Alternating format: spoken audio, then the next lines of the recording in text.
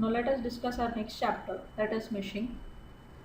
As discussed yesterday, meshing is the most important topic in FEA.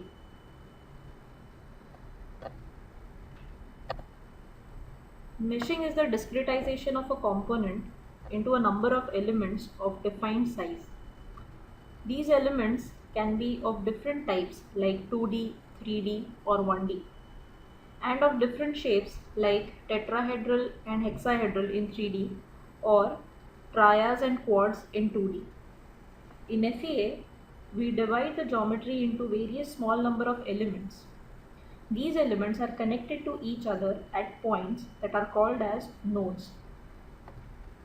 Now if you see in the below figure, you can see that we have a CAD part over here which is not meshed initially, and after meshing the elements are created in this figure. Okay. Meshing is a very important part of pre-processing in a FEA software.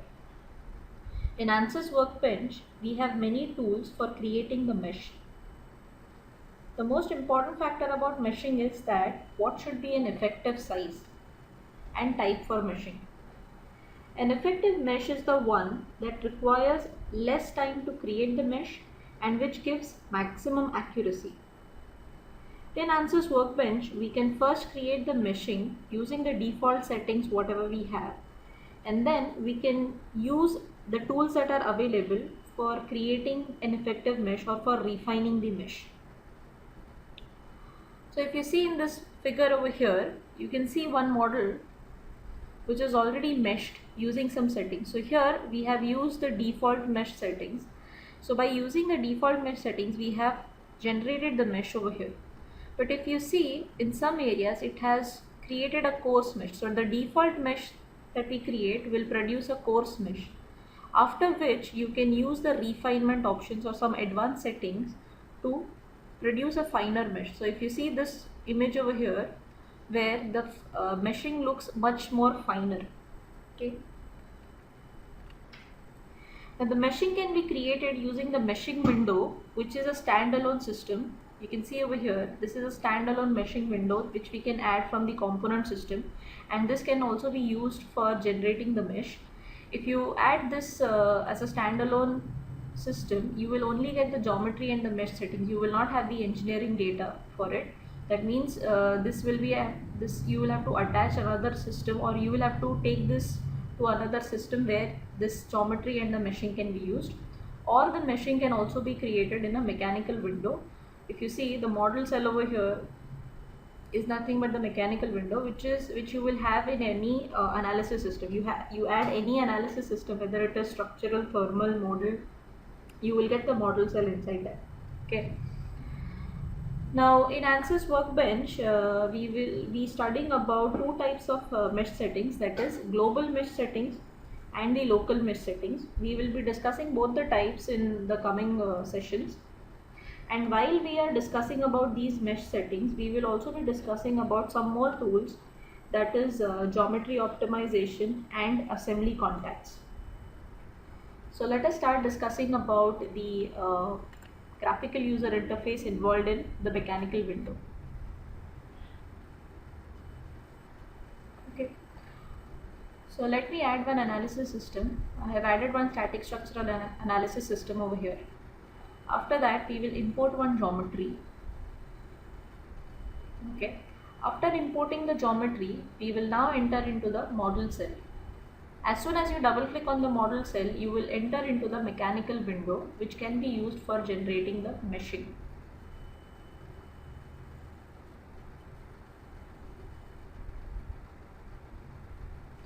So now here you can see that the model has been imported and we have got the model into the mechanical window. So in the mechanical window, let us understand about the graphical user interface first. So if you see over here, once you open the mechanical window, you will get the toolbar, okay, the title bar over here. Then we have the standard toolbar, we have the main menu bar. This over here is again called as a tree outline. Then we have the details window. We have the status bar over here. We will have the ruler, the graphics area, the view triad. Now here you have something called as viewports drop down, which will help you to add new viewports if you wish to. Then we have the graphics toolbar, by using which you can rotate your model, pan your model, zoom in, zoom out. Then we have the selection toolbar over here, using which you can select whether you want to select the entire body or faces or edges or points. And then we have the contextual toolbar. The contextual toolbar will change, and the options that appear in the contextual toolbar will also change as you click on different options in the outline. For example, if you click on the model in the outline, you will get options according to that. If I click on some other options, for example, now if you see over here, if I am on the model, the contextual toolbar has some other options, some different options. But as soon as I click on the mesh option over here, the contextual toolbar changes. If I click on static structural node, the contextual toolbar will change. So depending on the options you select, the contextual toolbar will change. Okay, now that we've understood the graphical user interface of meshing, now let us understand how to perform a mesh or how to generate a mesh in the mechanical window. So now this is the model that we are supposed to mesh. Now for generating the default mesh, select the mesh node over here in the outline, tree outline, and then you can right click on it and you can say generate mesh, or else you can click over here on the update tab over here in the contextual toolbar. So right click and you can say generate mesh. So when you click on the generate mesh, what happens is we are going to get the default meshing. Now the meshing that you see over here is the result of the default mesh settings that we've got. Okay. Now after this meshing, you can see in the details of mesh, you can come to the statistic option over here and you can see how many nodes and elements have been generated using the default mesh setting. So this is how you will create a default mesh using the default mesh settings. Okay. Now the accuracy of the results, when you are performing the analysis, the accuracy of the results of that analysis depends a lot on the mesh quality of the model. The more the number of elements, the more is the accuracy of the analysis. So if you want to have accurate results, you need to refine the mesh. Okay, but as you are refining the mesh, what happens is the time required for the analysis is also more. So if you want to have accurate results, you will have to refine the mesh. Okay, now we will take an example for this. We will come back to the same model. Now if you see, we have one model on the screen. The material that is applied to this is structural steel. I will click on the static structural node in the tree outline and we will add some supports. Now don't worry about the procedure. We are going to see this procedure when we perform the analysis. I will just quickly perform one analysis. Okay, I have added some supports over here, and after that I am applying a boundary condition and I apply some pressure on this. After that I will select what are the results that I want and then we will solve it. So we will get one result over here.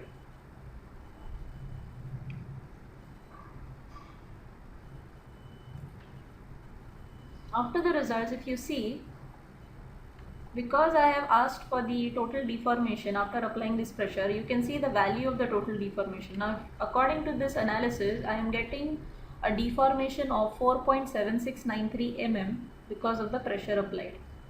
Now if I refine the mesh, okay, let us refine the mesh. We will also talk about this refinement option later on in the coming session. Okay, now you can see that the mesh is much more refined over here. Okay, you can see that the mesh is refined and the number of elements and nodes have also increased. Now because of the refining, you will see that the answer has also become much more accurate. Now instead of 4.7, now the result that you are getting is 5.2. if I refine the mesh still further, you will get much more accurate results. Okay, so this is what we are trying to understand in this statement over here, that the accuracy of the results depends on the quality of the mesh. The more the much finer the meshing, the much accurate the answers, but the time taken is also more. Okay, if you see, we have one more example. The same thing is over here. Initially I'm getting some results over here, but if I refine the mesh, the answer also is getting much more accurate. Okay, the same thing we have understood what over here.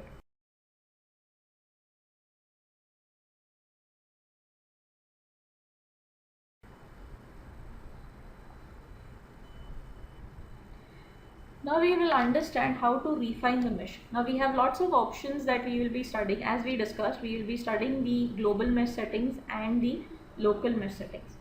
So one of the settings that we need to study under the global mesh settings is relevance. First, let us understand what relevance is, and then we will see how to use this relevance in meshing. After generating a mesh for your model, you can increase the number of elements using this relevance option. Okay, the relevance option is available in the details of mesh, and it allows you to control the fineness of the mesh for the entire model. So whenever you use the relevance option, it will control the fineness or coarseness of your mesh for the entire model. It cannot be applied to one single surface or an edge. It will happen on the entire model. That is why it is called as a global mesh setting. The default relevance value is set at 0. If you see this image over here, you can see their relevance is available in the details of mesh. By default, the relevance is always set to 0, but we can change the relevance by specifying a value over there, and it can change from -100. You can drag the scroller to the negative side or to the positive side. Okay. Now, as we are moving from -100 to +100, you are increasing the number of elements. That means -100 gives you a coarse mesh and +100 gives you a fine mesh. You can see 3 images over here. This is one image where the relevance is set to 0. So I have got this meshing. Next, if I change the relevance setting to +100, it becomes finer. And when we change the relevance setting to -100, this is the coarse meshing that we got. Okay. Now let us see how to use the relevance in Ansys Workbench. Okay, so by default the relevance is set to 0. Okay, so when the relevance is set to 0, this is the default mesh setting that I am getting. Okay, after that, if we change the relevance at 0, the number of nodes that we have got and the number of elements that we have got is 2595 number of elements. If we change the relevance setting to -100, now as we discussed in the PPT, if we change it to -100, it will become a coarse meshing. Okay, so the element number has reduced, and if we perform the analysis at 0, when the relevance value was 0, we had got the answer as 4.7. Now if we see, look at the answer, look at the result. Okay, so we understand that with coarse meshing, the answer is also becoming very approximate. It is not towards accuracy. Now, if we make it finer, if I change my scroll to +100, it will become very, very fine. And the number of elements will also increase. So now the number of elements have increased to 4819. And the answer will also become accurate. Okay, so you can see over here the answer becomes much. If I still make it finer from here, your answer will still improve. Okay, so what is the meaning of relevance option is, you can change the scroller over here from -100 to +100 to refine the mesh, and this is one of the global settings that we have, which can be used for refining the mesh on the entire model. We have seen some examples over here. The same we have also performed. Okay, now how do you decide what is the optimum mesh size for your analysis?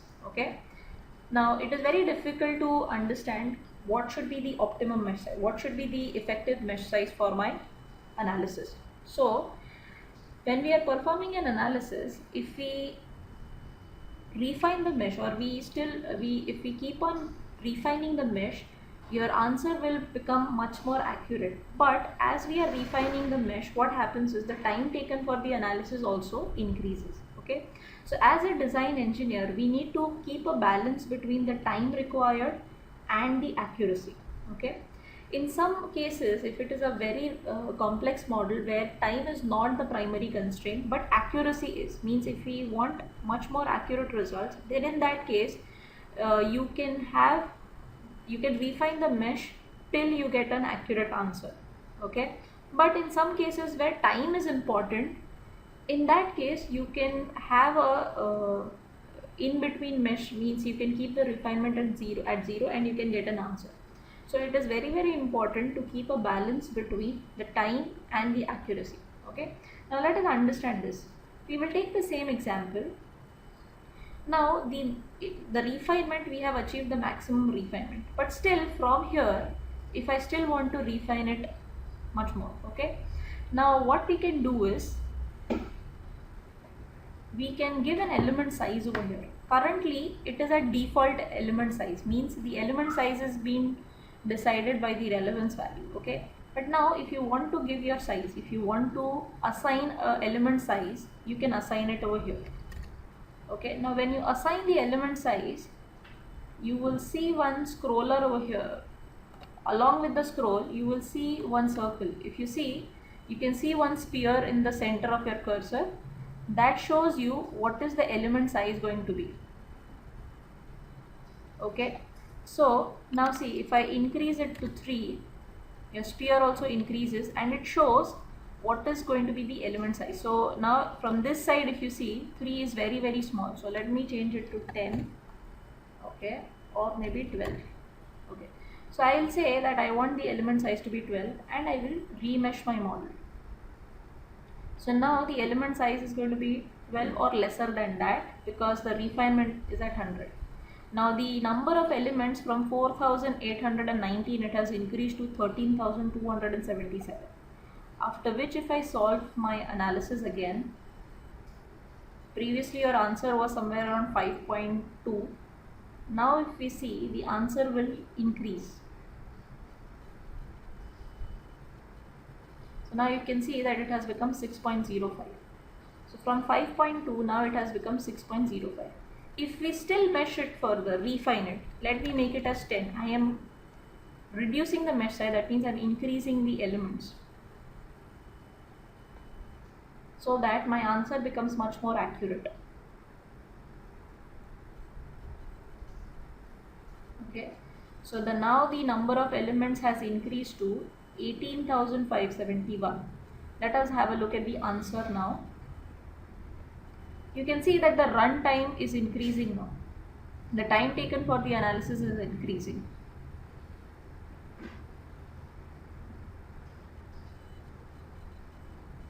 Okay, so the answer is 6.16. Now if you see, slowly the answer is becoming constant. It is moving towards constant. That means if we draw a graph, okay, here let us say, so you will see that the graph changes like this. Okay, you will see that the result, the analysis result that you have over here, okay, it will become constant after a certain point. Here you have the number of elements.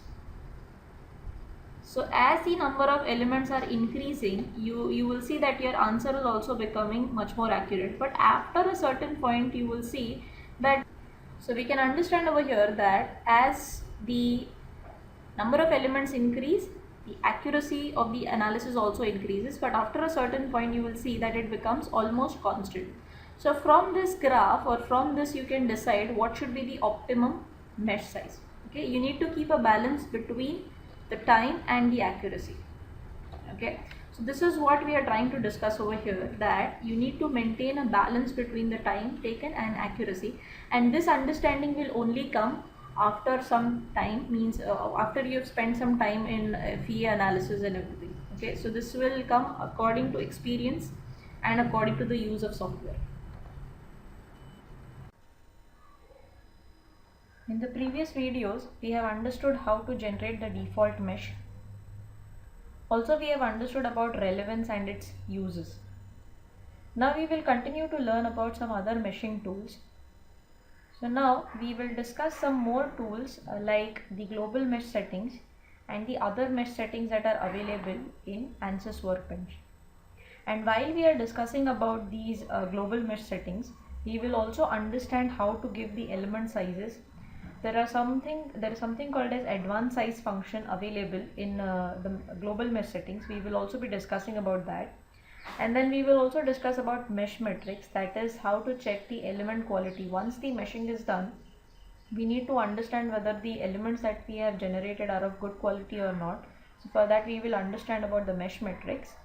And then we will talk about how to assign the assembly contacts, that is when we are working with assemblies, how to give the contacts between the two bodies that are available in the assembly. And the another topic that we will be discussing about in mesh settings is how to optimize the geometry. So geometry optimization is another topic that we will be learning. So now let us talk about geometry optimization. What exactly is geometry optimization? Okay. Now in FEA, meshing is a very important concept that we need to understand. And along with meshing, you also need to understand the accuracy of the elements. So if the mesh quality is good, the accuracy of your results will also be good. That means the accuracy of your results depend on the meshing. So if the models are very complex in shape, it becomes very difficult to mesh them. And creating 3D elements takes a very long time, and thus it increases the complexity of the solution. Therefore, once the geometry is ready and it is ready to analyze, you should always simplify the geometry wherever it is possible. Simplifying the geometry is called as geometry optimization. So let us understand how to perform geometry optimization. Now look at this model on your screen. It is a 3D component, it is a clamp. Okay. Now first what we will do is we will mesh this model and we will see how the elements are being generated if I don't optimize this geometry, and if I optimize the geometry, what will be the mesh results. Okay. So let us go to the software. Let me add one mechanical model over here, a standalone mechanical model, where I will import this geometry. Okay, then we will enter into the design modeler. We will set the unit system over here, and then I will generate.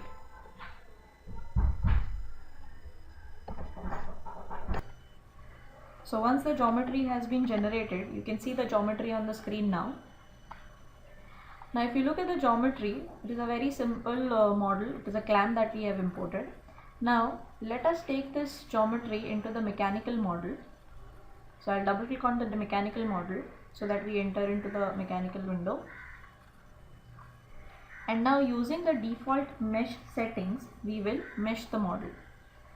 So first case what we will study is we will study how the mesh is being generated if the geometry optimization is not done. Okay, fine. So let us come to this mesh option and we will say update the mesh so that the mesh is generated. Okay, now look at the mesh that has been generated. Okay, let us have a look at the number of elements and the number of nodes that has been generated. Okay, now earlier we have studied in the previous lectures that in 3D elements, in 3D volumes, there are two major element shapes, that is tetrahedral and hexahedral. The current shape that you are able to see on the screen is actually a tetrahedral element. These are all tetrahedral elements which are having 4 sides, 4 faces. Okay. So out of the two shapes, that is out of hexahedral and tetrahedral, hexahedral elements are much better and will give us much better and accurate results as compared to the tetrahedral elements. Hexahedral elements can fill a volume more efficiently than the tetrahedral elements. It has the tetrahedral elements will take approximately 5 to 6 tetrahedral elements to fill one brick. So there will be fewer hexahedral elements required to fill the entire volume. So if the element numbers are lesser, the solution time will also be lesser. That means you will get faster results. But there is also one more thing that you should understand, that if you want to get hexahedral elements, it will take more time to generate these hexahedral elements because you will have to optimize the geometry. Okay. Also, when you create the hexahedral elements, the transfer of the loads from one element to the other is also much better. Okay. So because they are well connected, the elements are well connected to each other in hexahedral elements, the transfer of loads is much better as compared to a tetrahedral element. And when you generate tetrahedral elements, the body slightly becomes more rigid as compared to the hexahedral elements. So that is why your first aim, whenever you start meshing, the first aim that you should have is to generate hexahedral elements. Wherever it is possible, you should always generate hexahedral elements. Now in this case of our geometry, in this geometry we have seen that we have not achieved the hexahedral elements because the geometry is slightly complex to achieve hexahedral elements. So if I want to achieve the hexahedral elements, I need to optimize my geometry, or I need to edit my geometry in some cases. So let us understand how to optimize this geometry. First, let us understand, if you want to achieve the hexahedral element shapes, what should you do? If you want to create hexahedral elements, you need to have a sweepable geometry. Now what is the meaning of a sweepable geometry? Okay. Now imagine you have a simple object like this. We have a base plate.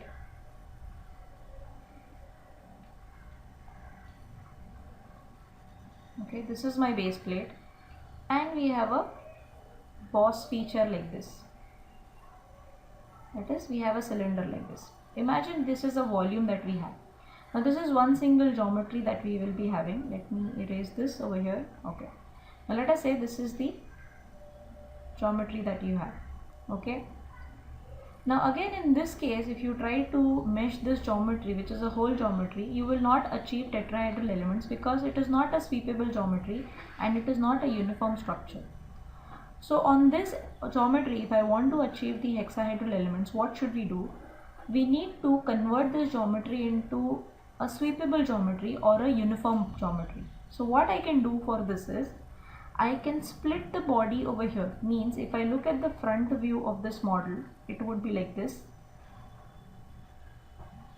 So what I can do over here is, I can split my geometry over here. If I split my geometry over here, what would happen is, I will get two separate geometries. That is, one is a cylinder and the other one is a rectangular plate. So this cylinder is the first body and this plate is the second body. Now when these are two separate bodies, what happens is, this is one sweepable geometry in this direction where there is no discontinuity, it is one uniform structure in this direction. Similarly, this base plate is also sweepable in this direction, that means it is one single plate. So with this, now I can generate hexahedral elements. Okay, so similarly, if you apply the same knowledge on this geometry that we have on screen now,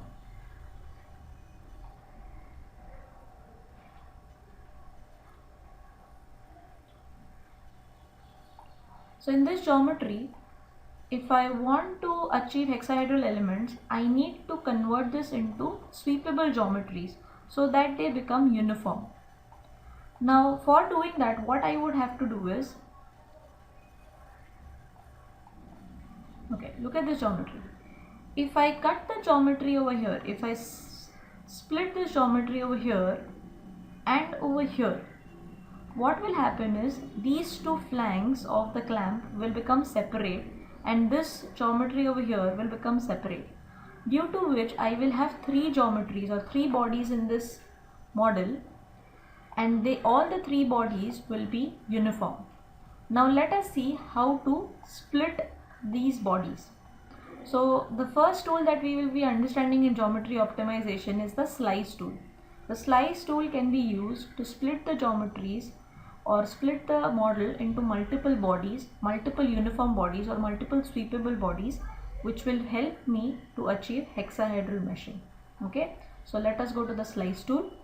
Now when you say slice, there are multiple options in slice. We have slice by plane, slice by offset faces, slice by surfaces, slice by offset edges, or slice by edge loop.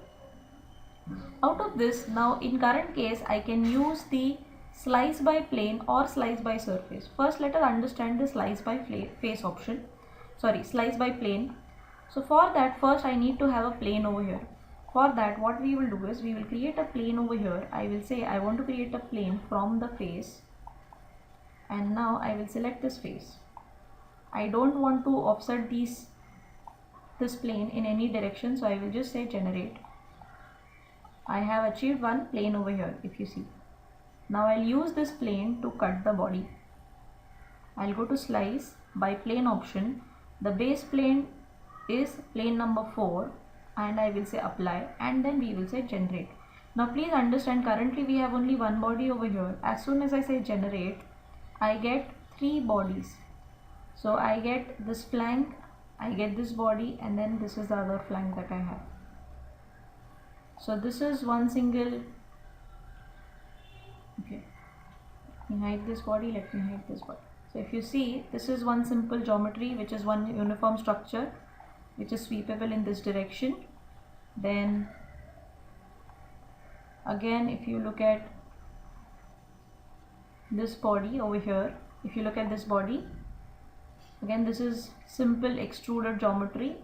That means it is sweepable in this direction. So what we have got is, by using the slice tool, we have got 3 separate geometries.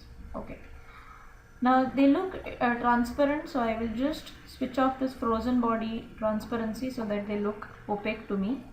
Okay, now next, if I watch very closely over here, I have 2 faces over here. There is one edge that has got created over here. Okay, now this edge again forms a discontinuity in this direction. That means what I can do over here is I can merge these 2 faces so that they become one face. So for that, we have in tools, we have an option that is called as merge. This merge tool can be used to merge edges, or they can be used to merge faces. In the current situation, I need to use it for merging faces. So I will select merge faces and now select the faces. Use your control key to select the multiple faces and say merge, and then say generate. You can see over here that the 2 faces have been merged. Similarly, the same can be done on the opposite side.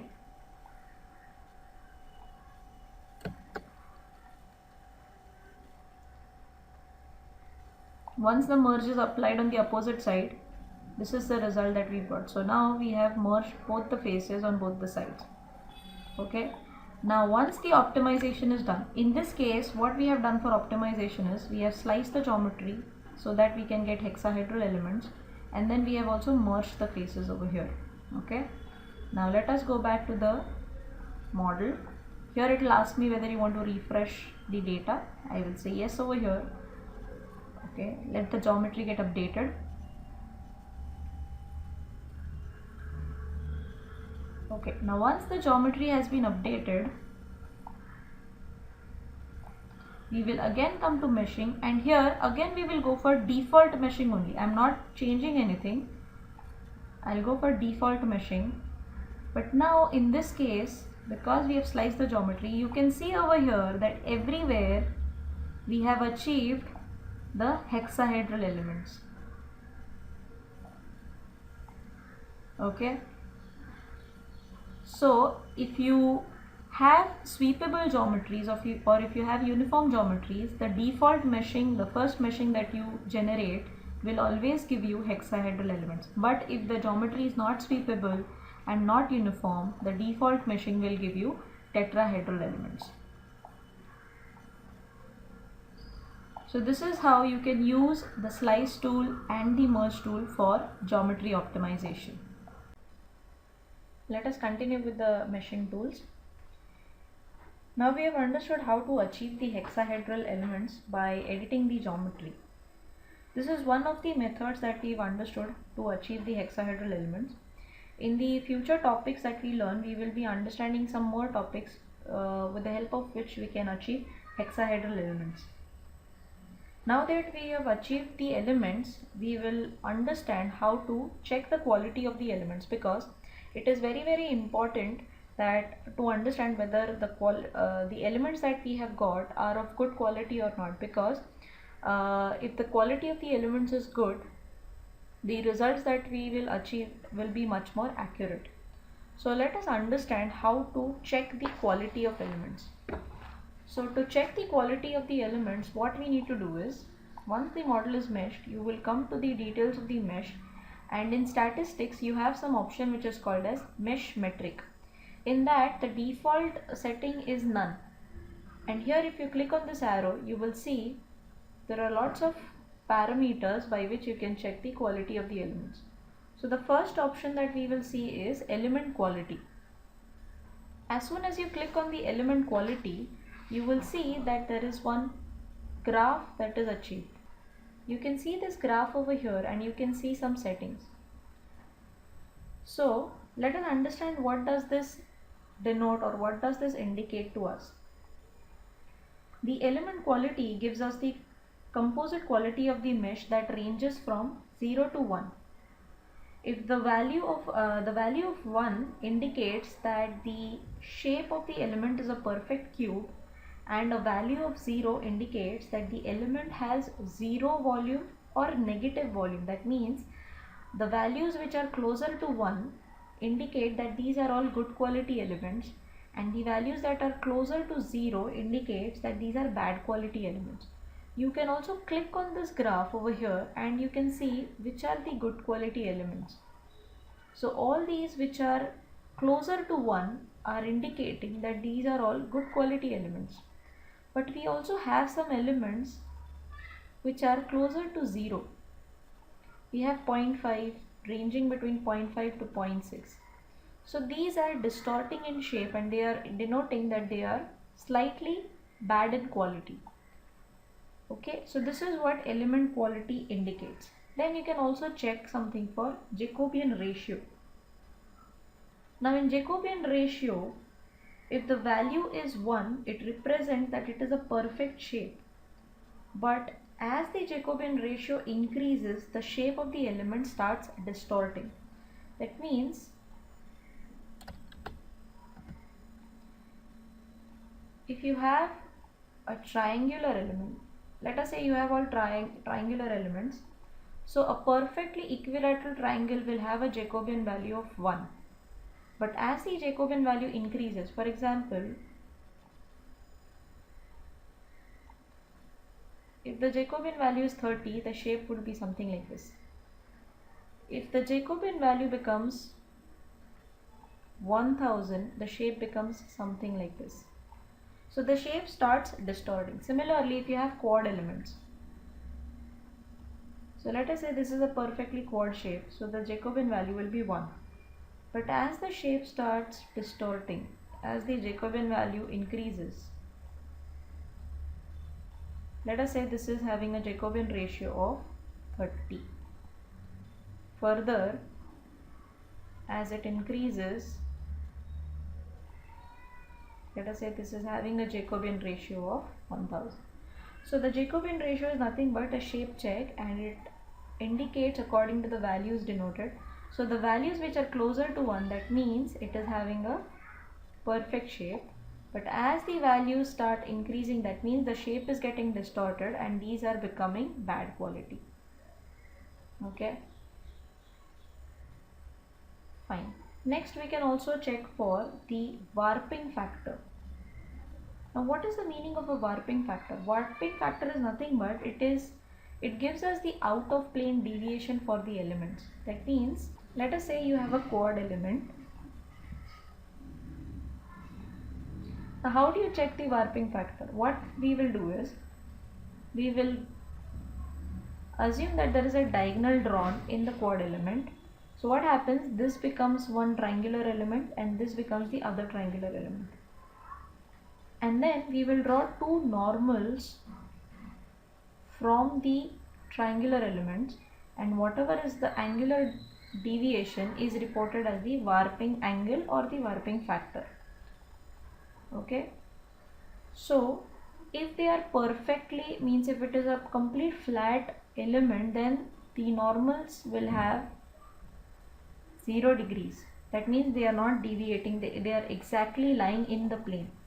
But if there are some warping angles, then the warping angle will start increasing from 0 and it will start increasing.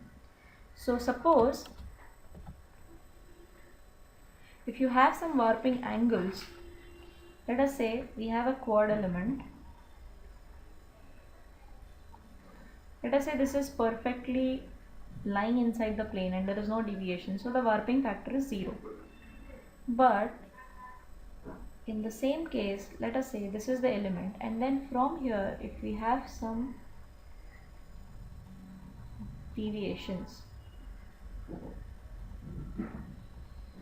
so here you will have some deviation, let us say 0.1, or let us say we have another element like this. So this is a perfect shape, but the element has distorted. Let us say the warping factor is 5. So this is nothing but the warping factor, where it shows us the out of plane deviation, how many planes are distorting outside. So in warping factor, can you see you have more number of elements towards 0. That means, can you see, it is the worst value that we have is somewhere between 0.06 to 0.07, which is almost equal to 0. That means we are having all the elements as almost good quality elements. Next, we can also check for aspect ratio. Aspect ratio is the ratio of the longer side to the shorter side of the element. An aspect ratio of 1 is good. We can, in industry, you can see that they will generally allow aspect ratio up to 5, but anything above 5 we will consider to be very, very bad. Okay, so for understanding aspect ratio, you can say that aspect ratio is, it is the ratio of the longest side to the shortest side. So you can measure the aspect ratio for triangulars, for quads. Okay, now here you can see, if you're checking the aspect ratio, we have somewhere up till 1 we have, then we also have some aspect ratios near 2, above 2, but these, we also have some elements over here which are, see, look at these shapes. Okay, so this is having an aspect ratio of 4. That means they are distorting and the shape is getting distorted and they are very close to becoming bad quality elements. Then you also have something called as skewness. Now skewness is actually a very important check, quality check in the element quality, and skewness measures how close the element is to its ideal shape. That means if you consider a triangular element, the ideal shape will be an equilateral triangle. So a perfectly equilateral triangle, that means the skewness will be, if it is a perfect equilateral triangle, that means the skewness is 0. But as the shape distorts and the skew increases, this is a highly skewed triangular element. Similarly, if you have a perfect cube, that means it is a perfect quad, and here the skewness will be 0. But here, as the shape distorts, this is a highly skewed quad element. Now in skewness, if the value is 1, of skew is 1, that means it has degenerated, it has completely distorted, that element is degenerated, means it has not created that element. If the value of skew is from 0.9 to somewhere below 1, then you can say that they are bad elements. Okay, they are bad elements, the elements have distorted and they have become bad. If the value is from 0.75 to 0.9, you can say that they are poor elements. The quality of the elements is poor. if the skewness is from 0.5 to 0.75, we can say that these element qualities are fair enough. If not good, they are fair. If the skewness is from 0.25 to 0.5, you can say that these are good elements or good quality elements. Okay, and if the skewness is from 0 to 0.25, these will be excellent elements. The quality of these elements is excellent. And if you get any skew which is at 0, this is a perfect shape. That means it would be an equilateral triangle or it will be a quad. If you compare it in 3D, it will be a equilateral triangle, a wedge shaped like this, or a hexahedral element, a perfect cube. That means the skew is 0. So in our case, if you check the skew, we have almost the values closer to 0. So our range is between 0 to 0.67. So according to that, anything below 7.5 is we have fair and good quality elements. Okay. So this is how you can check the quality of your elements and understand whether the elements that you have generated are good or not. Now in this check, we have understood in Jacobian ratio that we have some elements that are bad. In element quality also we have understood that we have some elements which are closer to 0. Okay, so for improving these quality, what we can do is, now here if you see, we have got all hexahedral elements, but the size is not uniform. The element size is not uniform. So what we can do is, we can give, now currently the element size, we are not sure of the element size. It is a default size that it is taking according to the geometry. But if you want to wish to give the element size, you can give a definite element size to the elements. So what we will do is, let us say I want to give an element size of 3 mm. Now look at the sphere along with your cursor, it shows the element size. I will say I want it as 5. Okay, and then we will say update the mesh. Now what happens is, the entire mesh will come as 5. It will try to achieve element size of 5. Can you see over here? You can also go for 3 so that it becomes much more finer. Now look at this mesh. It has become fine. Let us go and check the element quality. Now previously we were getting lots of elements which were closer to, now see, the worst element over here is 0.5. You are getting more number of elements which are closer to 1. So from here you can understand that the quality of element has increased.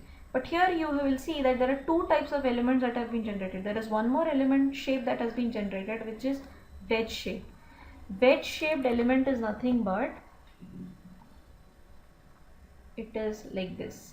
This is the wedge shaped element, means it is not tetrahedral, because tetrahedral will become something like this. So it is also one of the shape that can be achieved in meshing. So we have some wedge shaped elements over here. If you want to clearly see them, you can see them over. So these are the wedge shaped elements that have been generated. So from this you can understand that we have tried to improve the quality of the elements by giving a definite size of 3 mm to the meshing. So here we have understood how to change the element sizes. Now the element size you have given over here has been applied to all the bodies. That means all the 3 bodies over here. So now we have understood how to create the hexahedral elements by editing the geometry. We have also understood how to check the quality of elements. And the next one more topic that we've understood over here is how to change the element sizing. So in the coming topics, we will then discuss about some more techniques that will be used for geometry optimization and some other advanced topics in meshing. Now we will continue with the meshing tools and also some more geometry optimization tools. Let us understand that with some more tools. So Now what we will do is we will mesh the geometry that you can see on your screen. Okay, so let us go to the software part. Okay, so the geometry has been imported into the design modeler. Now what we are going to do is we are going to mesh this geometry. But if you see this geometry very closely, there are some features like there are some holes, there are some slots, there are some cutouts over here. Now if you look at the geometry very closely, the geometry is a very complex geometry. So meshing this geometry will become very difficult.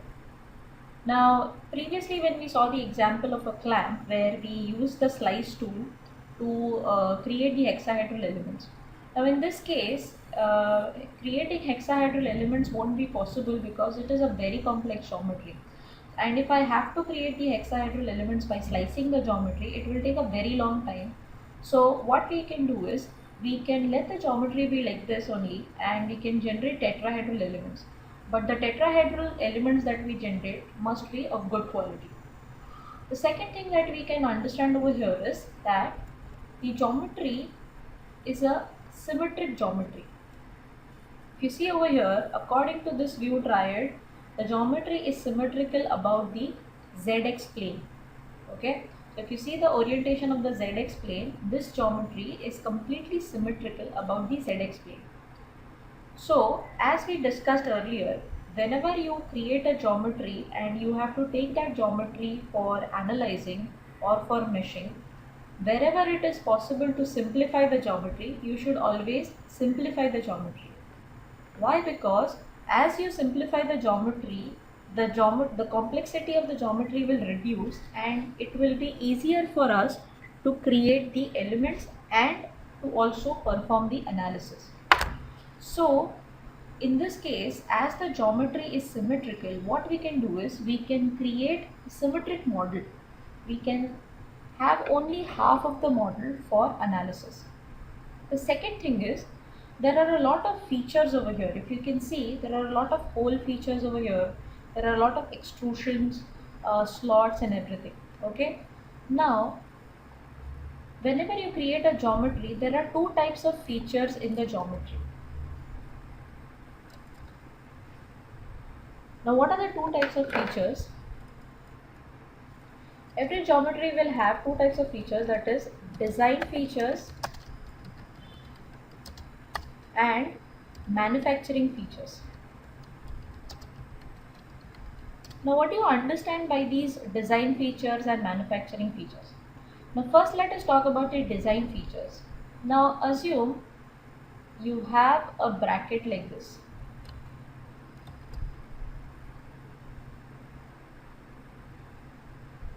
Okay. Now if you have this bracket, there is a sharp corner over here, right? So if I am applying some loads over here, this bracket will tend to bend over here, and because of that sharp corner here, you will have maximum stresses induced in this area.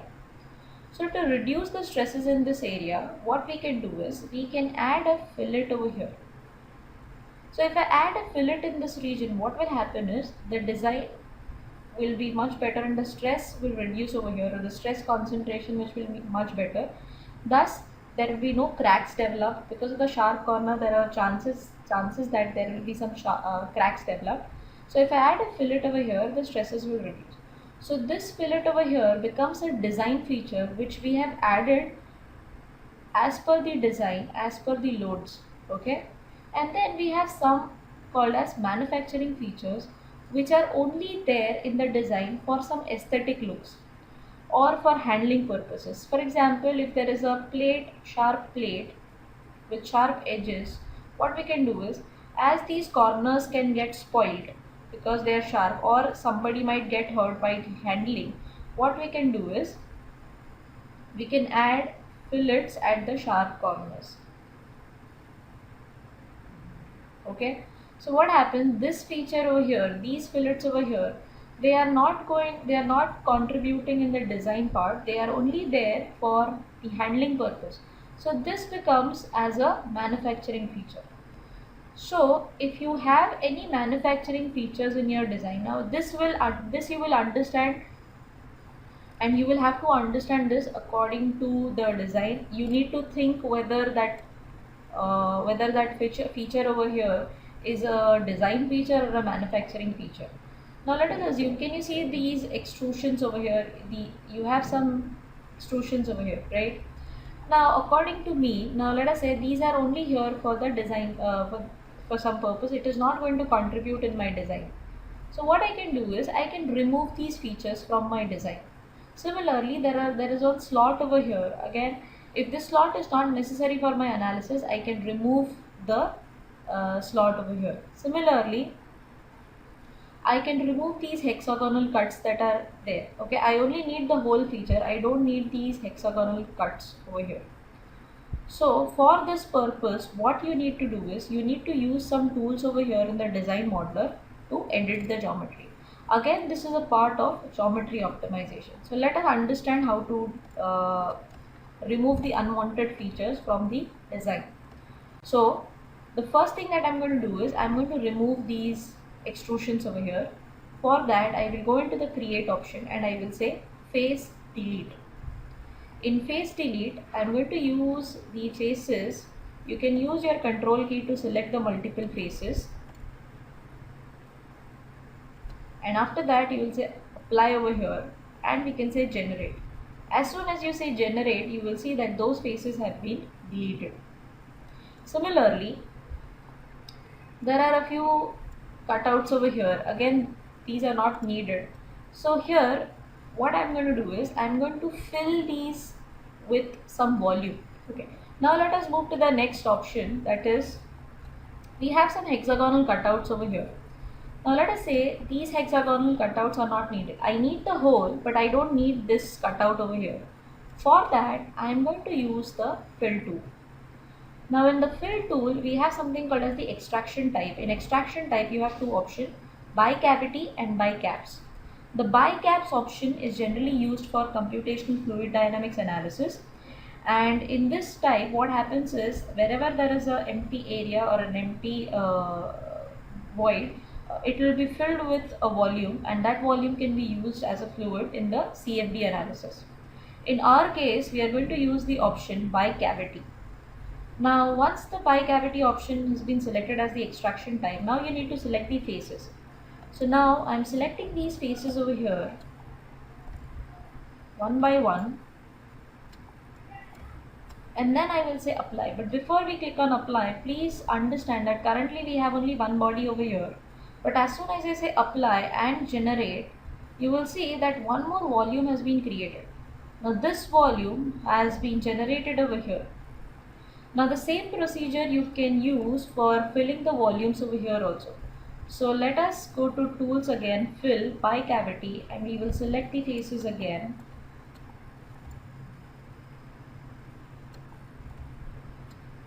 Apply and generate. If you wish, you can also select the faces in multiple areas. For example, I can simultaneously fill over here also.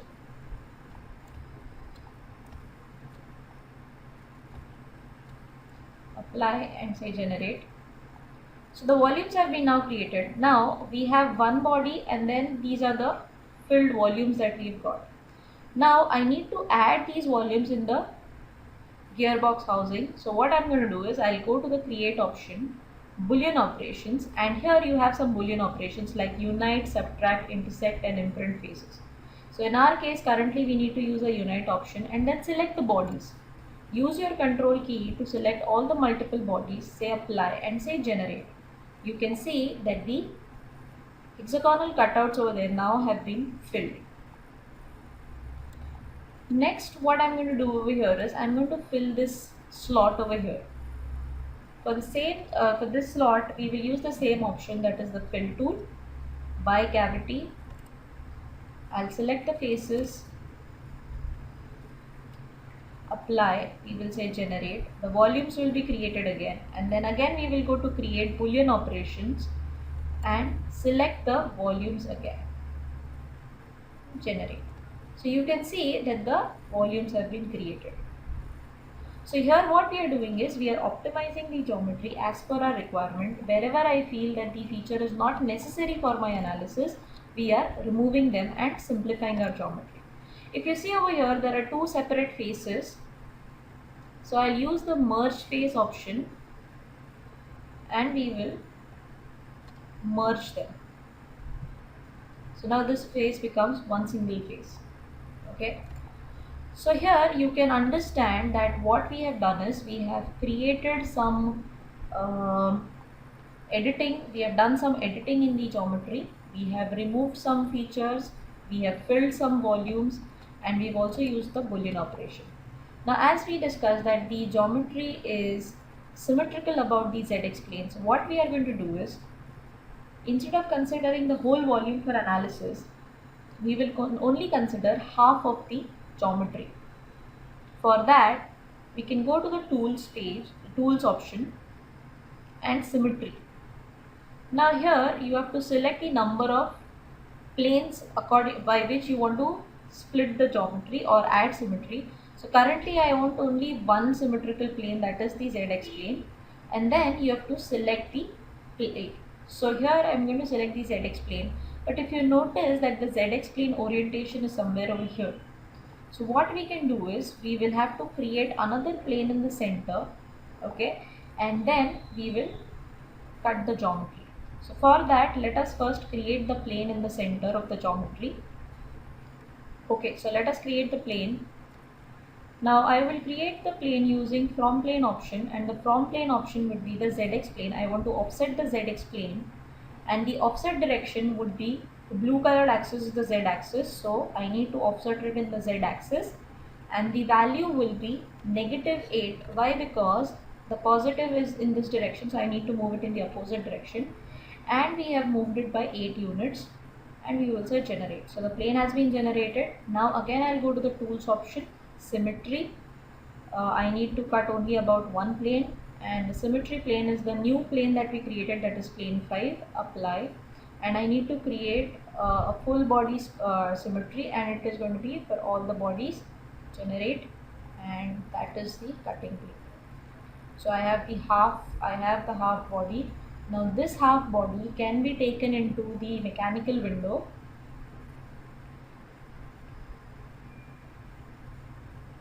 So we will enter into the mechanical window. The geometry will get updated.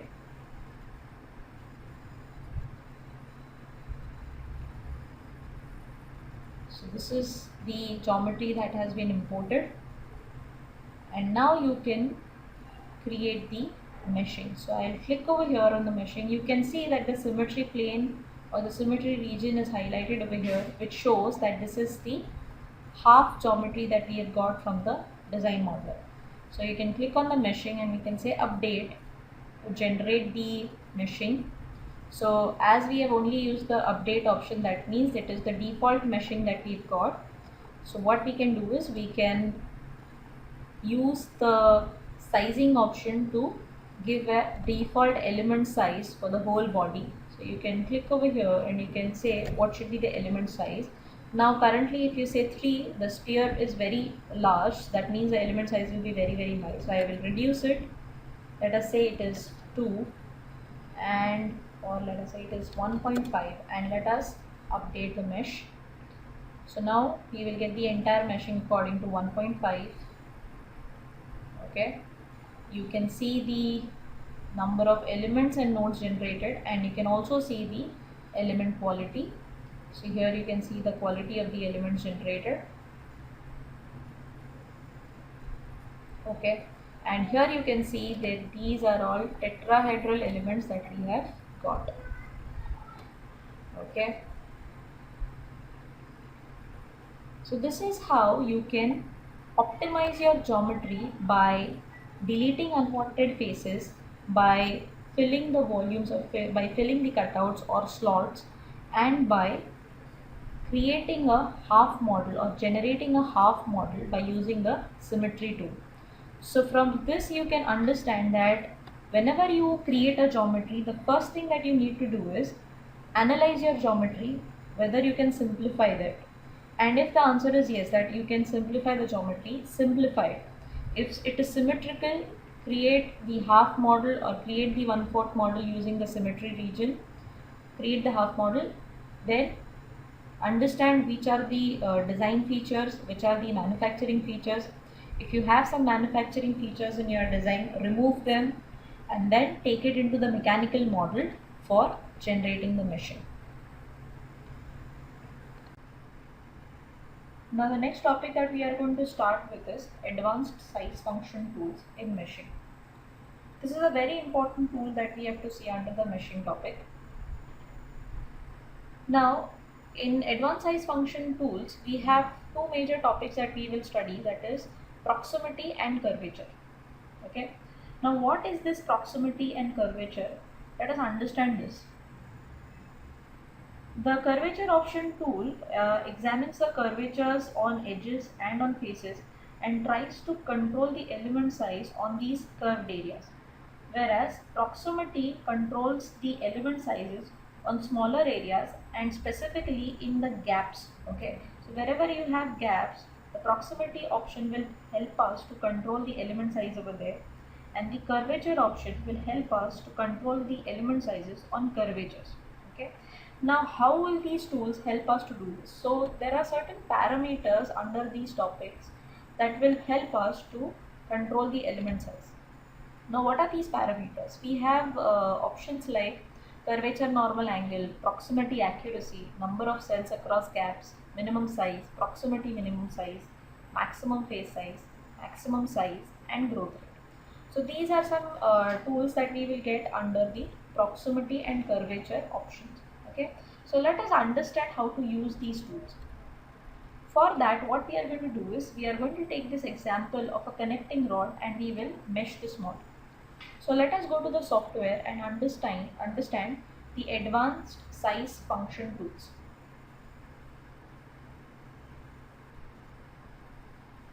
So what I'll do is I will add one mechanical model over here and then I'm going to import that connecting rod.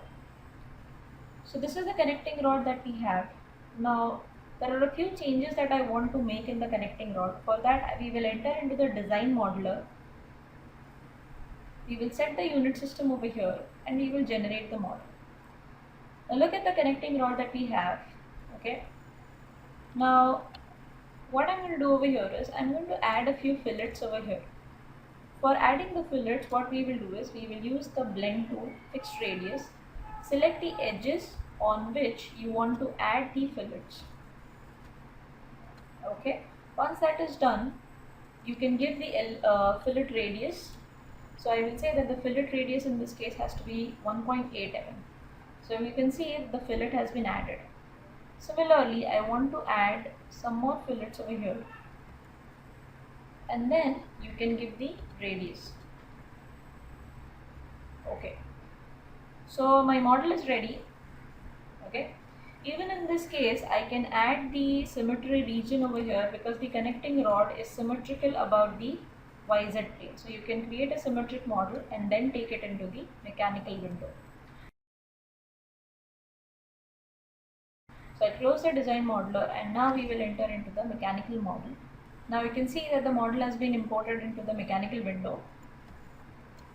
And now what we will do is we will mesh the model. So first step that we will do is we will create the default meshing. So you can see that the model has been meshed and we have used the default mesh setting. So if you watch it very closely, the elements that we have achieved are not very good. We have generated a very coarse meshing over here. To make the elements much more finer, I can use my relevance option over here, or else I can give the element size. So let us say if I use the element size of 2 units, okay, let me say that it is 3 units, okay, 3 units, and then we will say update. So when I use a default element size over here of 3 units, what happens is I will get the meshing. You can see that the meshing has become much more finer, but in this model we have some small filleted regions over here on which the element is coarse. Plus over here also you can see that the element is not fine. Now when you give a default element size of whatever units, for example In this case, we have used an element size of 3. Now what happens is, when we do meshing with this element size, what happens is that the software is trying to fit element sizes of 3 on the entire model. But in our model, there are some areas where there are some small areas or small filleted regions on which we need to have a finer element size. So if I reduce the element size to 1, it will generate finer meshing on the filleted regions, but at the same time it will also generate finer meshing on these bigger areas which are slightly larger in the size. So now you can see element size of 1 has been updated on the entire model. Now my requirement is that I need to have slightly larger elements on these bigger areas and finer elements on these small areas over here or the gaps over here. So for that, instead of using the default element sizing over here, what we can do is, let me come back to the default size which we were using initially. Let me update the meshing so that we come back to the default meshing. So this was the original meshing that we got, and now instead of using the element size, we will use the advanced size function over here. Currently, which is off now, we will change it and we will switch it on. So in this option, as we discussed in the PPT, we are going to study two major options, that is proximity and curvature. Either you can only use proximity or only curvature, or you can use them simultaneously. So in this, when you switch on the proximity and curvature option, you get some more controls over here. Now see, when it is off, these options are not available. But when I switch it on, you get some more controls that we discussed over here. Okay, these are the parameters that we will get over there. So we need to understand what are these parameters and how is it going to control the meshing for us. So let us discuss about these parameters one by one.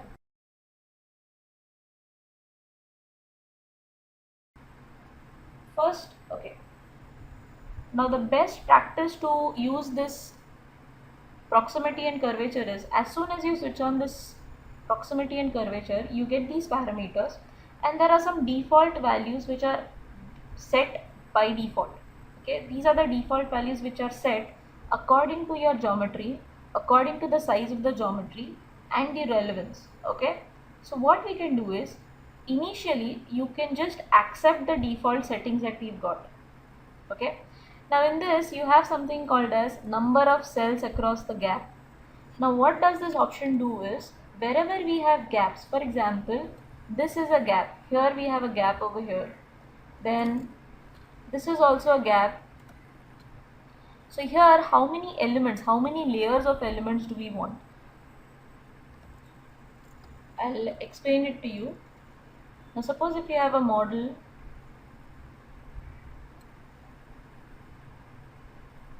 like this, and we have one more protrusion on this.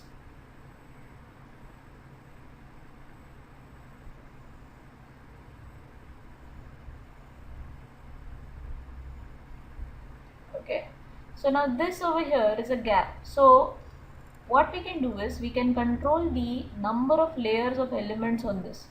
So if we say 3, you will actually get 3 layers of elements on this gap. So this is what we will control in number of cells across gap. Then you also have something called as minimum size. Now proximity, what is proximity going to do? Proximity is going to control the number of element layers in the gaps, plus it will also control the element sizes on smaller areas. So we need to define what should be the minimum size that we want, which will be generated on small areas or in the gaps, plus what should be the maximum size that we want on the larger areas. So here we are not giving a default element size. For example, when it is off, you give a default element size which comes on the entire model, but here you give a range, you specify a range between minimum size and maximum size. Okay, so with that, the smaller elements will be fitted on the curved areas or in smaller areas, plus maximum size element, that is large size elements, will be fitted on bigger areas.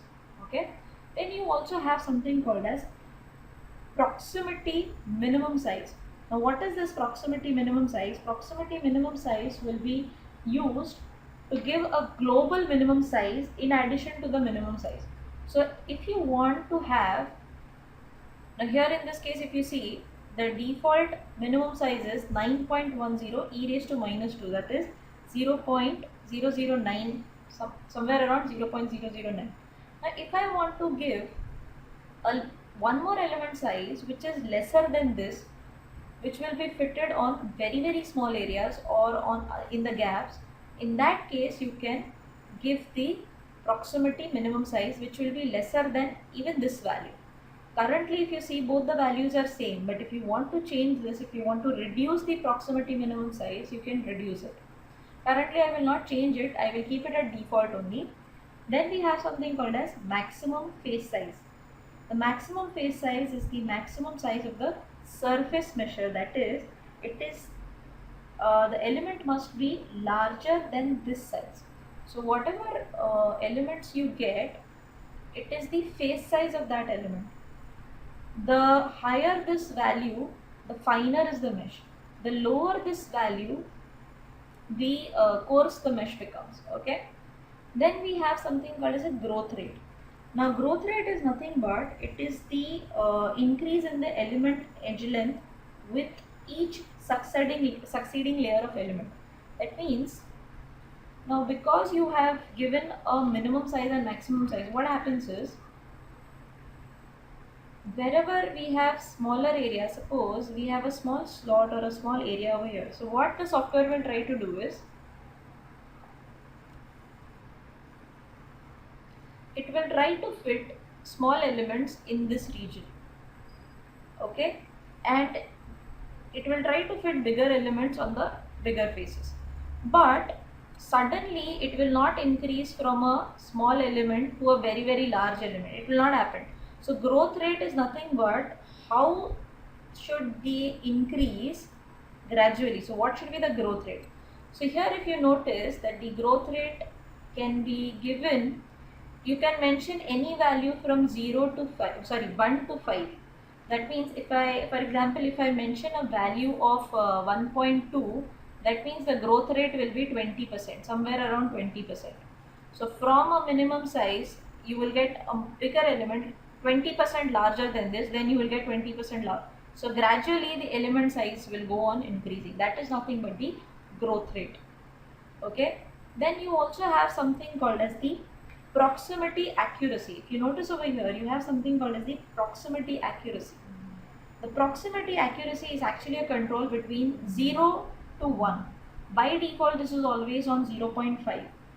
If the proximity control is on 1, the process of meshing will be slower and it will be a very accurate meshing. Whereas if the control is on 0, the process of meshing is very fast, but it will be less accurate as compared to 1. So this is a control that you can set. By default, you can keep it on 0.5. Then you also have something called as curvature normal angle. Curvature normal angle is the maximum allowable angle that one element edge is allowed to span. That means it is the curvature angle. Okay, the curvature angle, if you say the curvature angle is 70 degrees or something, so what happens is you have the entire 70 degrees where the elements can be created. So what happens, as the angle, now by default the angle you will find every time it is somewhere near 70 degrees. Okay, as you reduce the angle of curvature, the elements will become much more finer on the curved regions. As you increase this angle, the element size will become coarse on the curvatures. Okay, now we will understand all these things when we use the proximity option and the curvature option. Out of this, there is one option that is number of cells across gap. Now this option is only available when you use proximity. If you use only the curvature option, the number of cells across gap option is not available. And if you use only proximity, the curvature normal angle is not available. Okay, so that is the difference. But if you use both, you will get curvature normal angle also and number of cells across gap also. Okay.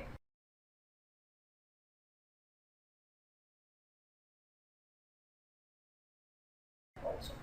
Okay. So let us update the meshing. So now the mesh results you will get is because of the use of advanced size function, proximity and curvature. And we have not changed any value, we have kept it at default only. After we generate the mesh, we can then change the values and see the results. Okay, now look at the results that we've achieved. You have got much finer meshing on these areas. The number of cells across gap that we've mentioned is somewhere around 3, and we have tried to achieve 3 layers over here. Let us look at some other gaps. Okay, now we will see, let us change the, okay, let us first look at the number of elements that we've generated. The number of elements generated is 114915. Okay, that is 1,14,915 elements.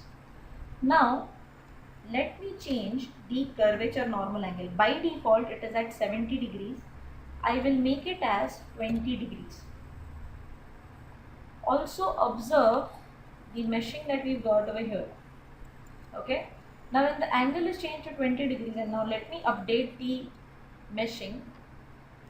Now the number of elements will increase from 1,14,000, it will increase, and the meshing over here on the curved regions will also become much more finer. Now the time taken over here is more because the elements are increasing, therefore the time taken is also increasing.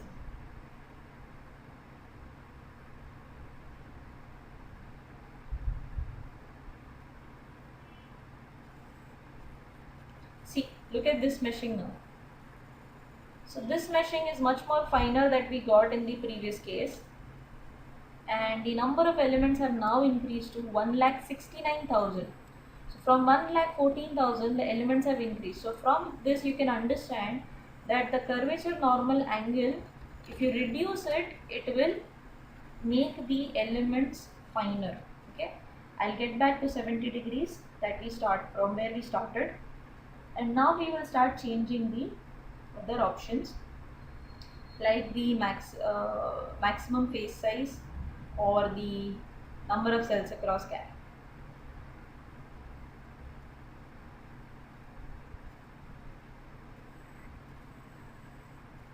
So we are back. Now let me change the number of cells across gap. That is on 3, I will make it as 4. And now we will update the mesh again. With that change, now you will observe that the number of elements in the gaps will also increase to 4. Again here now it will take some time because of the increase in the number of cell gaps. Okay. Now if you notice over here the number of cells across gap, you will see that you have 4 layers over here. Initially when it was 3, you had 3 layers, but now it has increased to 4. And the number of elements have also increased. Can you see over here? So the more the numbers you increase, the much more finer. Okay, let us come back to default 3. I'll come back and update it.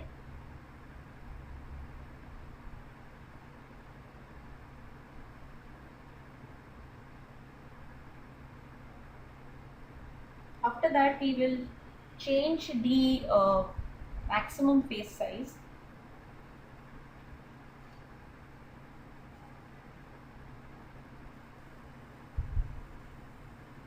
Okay, now the maximum face size by default is somewhere around 9. Okay, now let me increase. Okay, first let us observe the number of elements again. It is 1,15,000. Okay, after that now let us increase, or first let us decrease the value. I'll make it as 5 units. I've changed the maximum size, I've reduced this actually, and I'll update it again. So we will observe the number of elements that have been generated. Now when you reduce the maximum face size, you will observe that there is actually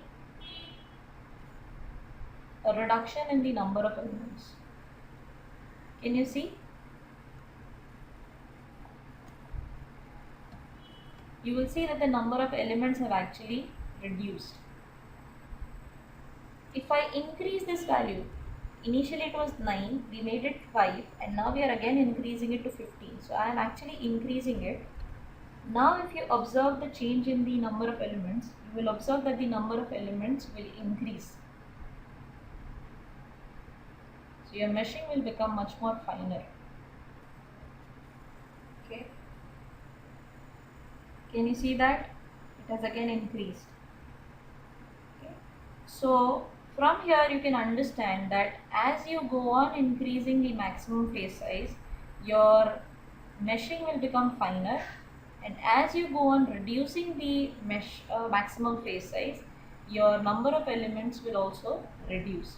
Okay. Proximity accuracy, as we discussed, if I keep it at 0, the process of meshing will become faster, but it will be less accurate. And if the proximity accuracy is on 1, the process is slower, but the accuracy increases. Okay. So this is much faster, but it is less accurate. Can you see? The accuracy of the meshing has reduced. But if I keep it at 1,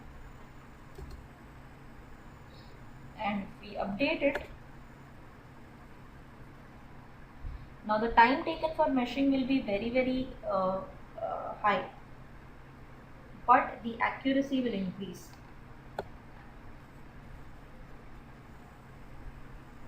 You can observe that the elements have increased again, and again it has become much more finer.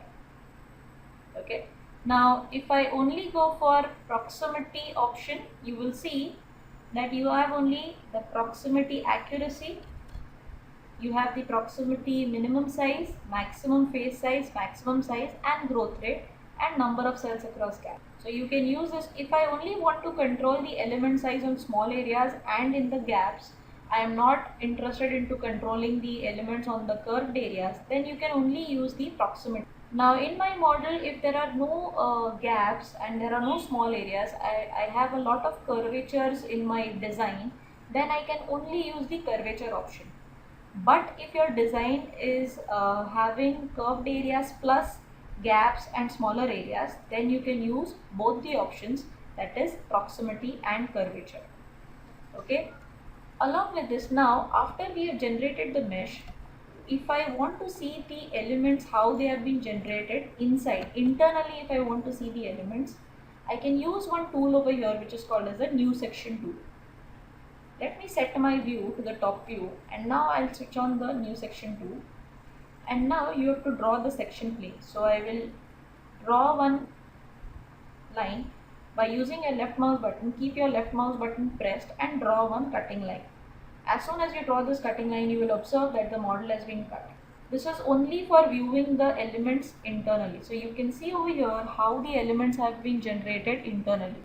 Now here the elements have been cut entirely. But if I want to see the elements as a whole element, you can switch this option over here which is called as show whole elements.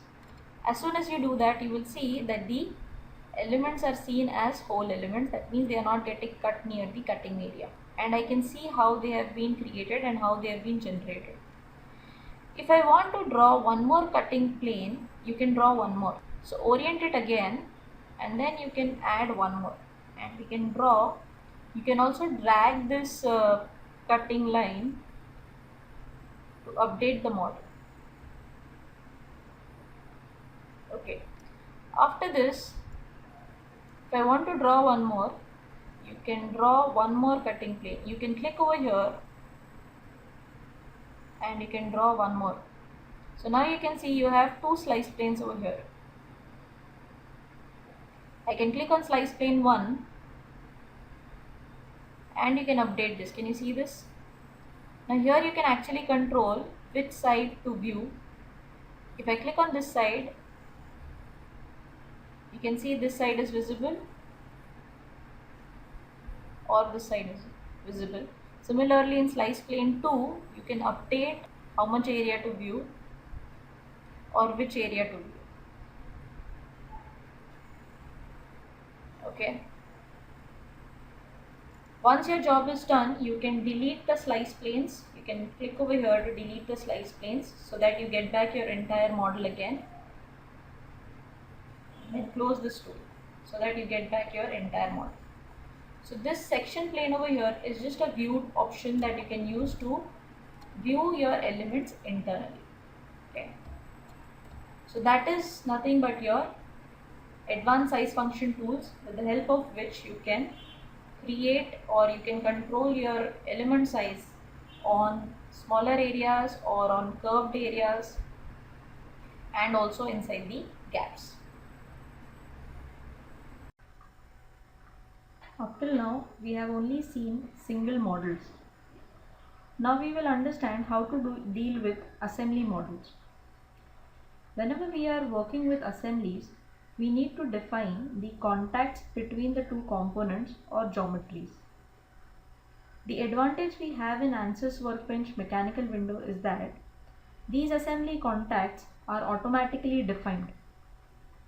Wherever two bodies are in contact, a contact region is defined over there.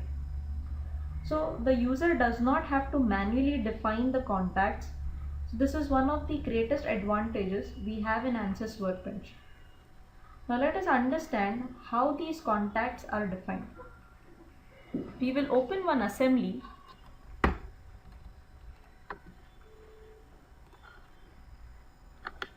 Let us open one assembly in Ansys Workbench.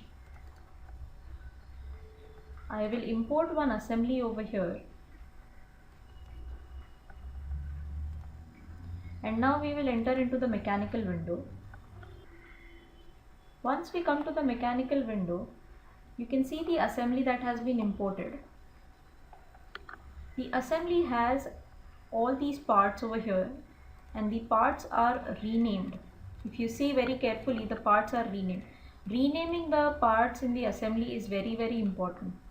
Suppose if you import the assembly and the parts are not renamed, if you are getting it as part 1, part 2, part 3, part 4, please go to the geometry design modeler again. You can come to the design modeler and you can rename all these parts again. It is very important that you rename the parts, because when you open the contact regions will be defined according to the part name. If you see this image over here, okay, can you see the contact region which is defined is, you can see the contact body names over here. In this image you can see that the part name is caster axle and caster wheel. So if the names are written, it becomes very easy for the user to understand where exactly is the contact. So now in this assembly the parts are already renamed, and now if you see, you have one extra option over here that is called as connections. If we expand this connections option over here, you will have one more option inside that is called as contacts, and if you click on this, all the contact regions you can see over here. So automatically we can see that there are almost 30 contact regions that are there, or 38, it is 29. You have somewhere around 29 contact regions. Now where exactly are these contact regions defined? So if you click on contact region, you will see that in details of the contact region you will see where exactly is that contact defined. So now you can see that this contact is between valve cover bolt and the valve housing. So if you see valve cover bolt and valve housing, these are the components. So it is between the valve housing and the bolts. So we have 3 bolts over here. So it is over there. So this contact region is between the bolt and the housing. Then we have contact region 2, which is between the cover bolt and the cover. Then we have contact region 3, which is between the cover bolt and the arm. If you see, this is the contact which is getting defined. So like this you can see all the contacts that are defined automatically. So this is what we are talking about in the PPT, that wherever there is a uh, uh, contact, or wherever there are two geometries that are touching each other, there the contact region will be defined automatically. Now let us understand what are the types of contacts. Now we have already understood that the contacts are defined automatically. Now we will understand the types of contacts. So in the types of contacts, we basically have 5 major types of contacts, that is bonded contact, no separation, frictional, frictionless, and rough.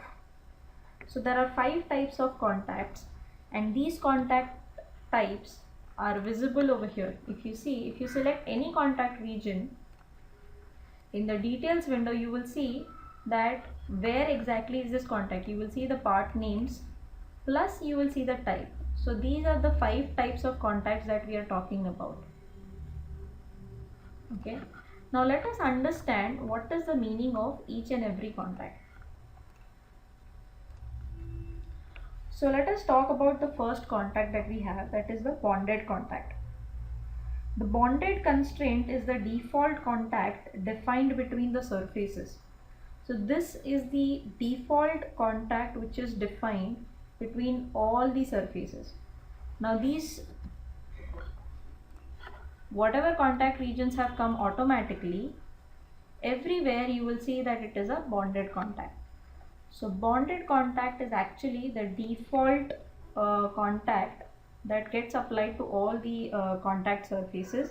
It can get defined between surfaces, solids, lines, faces, edges. It behaves like a glue contact where the two surfaces are not allowed to slide nor separate. So wherever there is a bonded contact, the surfaces act as if they are glued to each other, and there is no sliding allowed, nor there is any separation between them. For example, if you have two surfaces between which this contact is defined, what happens is they are not allowed to slide, nor they will separate from each other. If you take an example, suppose if you have two plates between which there are gaps, or if there is penetration between the two plates. Now if I want that these two plates should not move with respect to each other, you can assign a bonded contact.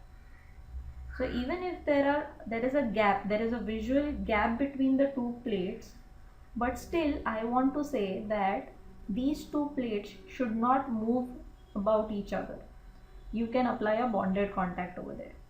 So that means even if the plates don't touch each other, and still I want to say that they are not going to move nor slide, you can assign a bonded contact. Similarly, if there are two plates which are intersecting or penetrating with each other, but still I want to say that there is no sliding, no separation, I can directly say that it is a bonded contact. Okay, so that is nothing but a bonded contact. Next, we will talk about no separation. The no separation contact is similar to the bonded contact, where the two surfaces can slide a little but they cannot separate. Please understand, these two surfaces, wherever you have given a no separation contact, they can slide very little with respect to each other, but they cannot separate from each other. You can use this contact when you are very sure that the load applied to these plates would always be in such a manner that these surfaces will not separate. That means when can we use this no separation contact is if there are two plates and I am applying some load on them. If I am very sure that that load that I have applied will not cause any separation between the two plates, there I can very clearly use no separation contact. And in this contact we are saying that there is very little sliding allowed. So the sliding allowed in this contact is frictionless, but the sliding is very limited. It is a very limited sliding that we get in no separation. Okay, after that we will move to the next contact, which is frictional contact. Now in this contact type, the two contacting geometries can carry shear stresses up to a certain magnitude across their interface before they start sliding. This behavior is called as sticking. So if we talk in simple words, the surfaces that are allowed to slide by a user defined value of coefficient of friction is mu. So if there is some user defined value, if you want to allow the sliding by some user defined value of coefficient of friction, you can use a frictional contact. This is like a real time condition where two surfaces slide against each other, and the sliding will always occur after the resistance value of mu is achieved. So once if you say that the frictional coefficient is 0.5, the sliding will occur after the 0.5 resistance is achieved. Okay, and this will always give us the real time effects. It will be like a real condition where two surfaces are sliding against each other. Okay, next contact is frictionless. This setting models standard unilateral contact, that is normal pressure equals to 0 if separation occurs. That means surfaces are allowed to slide freely where the coefficient of friction, that is mu, is 0. So in frictional contact you can give some user defined value for mu, but if you consider frictionless, the surfaces are sliding against each other, but it is free sliding, and the mu, that is the coefficient of friction, is 0, and the contact can open and close depending on the loading condition. That means if you have applied a frictionless contact between the two plates, and if the load applied on the two plates can cause some separation, they will separate. If the load can cause some sliding, it will slide. Okay, thus in this condition or in this type of contact, even gaps can occur over here. That means on two surfaces, on whatever two surfaces you are applying a frictionless contact, there gaps can also occur. And this type of contact is generally used while performing non-linear analysis. Please understand, this is generally used when we are performing non-linear analysis. And the last type of contact is rough contact. This contact is similar to frictionless setting, and it models a perfectly rough frictional contact where there is no sliding. But here what happens is, the surfaces that are allowed to separate, even if you are saying that there is no sliding, the surfaces can separate from each other. That means in this contact, the coefficient of friction that we consider is generally infinite. That means mu is equal to infinite. It can be infinite. So these are the types of contacts that we have in Ansys Workbench. Okay.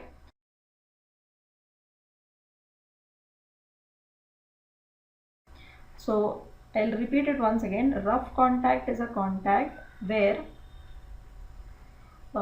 it is a rough frictional contact where there is no sliding, but the surfaces are allowed to separate depending on the loading.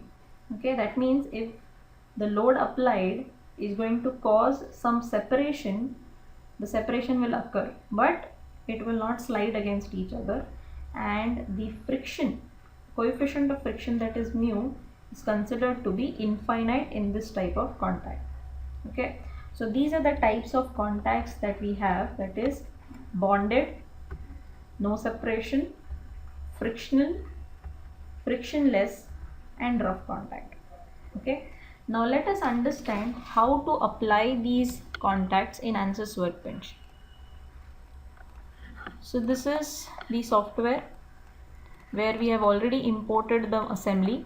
Okay, we have already understood that why renaming of components is necessary. Okay, and we have also seen the contacts that has been defined. So according to the PPT that we saw earlier, the bonded contact is the default type of contact that you will have in all the contacts. So if I see all the contact region, you will see that the type is set to bonded. Okay, now we have a bolt over here. Okay, the contact is between, the first contact is between the bolt and the housing. Okay, so what is the type of movement that you want to allow over here? Is it going to be bonded, or you want to use some other contact? Can be selected from here. So now here I can change according to the condition. Okay, now let us say, okay, we have one, this is the arm, the valve arm over here. Okay, and then we have the valve cover. Okay, now in this condition between the cover and the arm, I want to say that there is going to be some frictional motion between them. Okay, when this arm moves, there will be some frictional motion. Now if I want that frictional motion to be applied, I need to first find that contact. So you need to see the contact between the cover and the arm. So contact region number 21 is between the cover and the arm, and here I want the type to change to frictional. When I say that it is a frictional contact, you can give the value of mu, that is the friction coefficient, and here I will say that the friction coefficient is 0.6. okay, so now here this contact will act like a real-time condition where there will be some frictional motion between the two. That means they are allowed to slide against each other, and the mu value is 0.6. Similarly, I can give, or I can define the other contacts also. Now if you look at the assembly very closely, okay, in all the conditions, if you see that the cover and the body, the valve housing and the cover, okay, in this two, again it is going to be a bonded contact. Means they are not going to slide against each other, neither they are going to separate from each other. So I can directly say it is a bonded contact. Okay, now there is only one condition where the arm is going to rotate over here, because of which there will be some frictional motion over here, which I have already changed in contact region number 21. As soon as you change any contact region, for example, if we see, okay, now let us say that contact region number 18, which is between the shaft nut and the shaft nut and the shaft. So this is my shaft, and we have the shaft nut over here. Okay, so between this shaft nut and the shaft, okay, I will say that it is going to be a no separation. So the type of contact is no separation. That means the sliding will be there, they can slide against each other, but the sliding is going to be very limited, and there will be no separation. That means even if the loading is in such a manner that it cannot separate from each other. Okay, so as soon as you change, you will see that it has changed. Okay, wherever you make changes, you will see what type of a change you have made over here. Okay, now in some conditions I can say, now for example, contact region number 14, which is between the valve shaft and the valve. Okay, so valve shaft is this. Okay, we have a valve shaft inside over here, and we have the valve. So this is that plate over here. So between these two, I will say, that is contact region number 14, I will say that it is a frictionless contact. So as we discussed earlier in the PPT, that frictionless contact, in this type of contact what happens is they are allowed to slide freely, where mu, that means the friction coefficient, is considered to be 0. So this contact can open and close. If the load applied in this condition, if it is going to cause some separation, the separation will be caused. If it is going to cause some sliding, it will cause the sliding, but sliding is going to be very free. Okay, so like this, according to your assembly, according to the condition, you can apply the contacts in the assembly, and then after the contacts have been defined, you can assign the boundary conditions like the forces, pressure, degrees of freedom, and we can solve the assembly, or we can solve the problem. Okay, so this is how you will assign the contacts.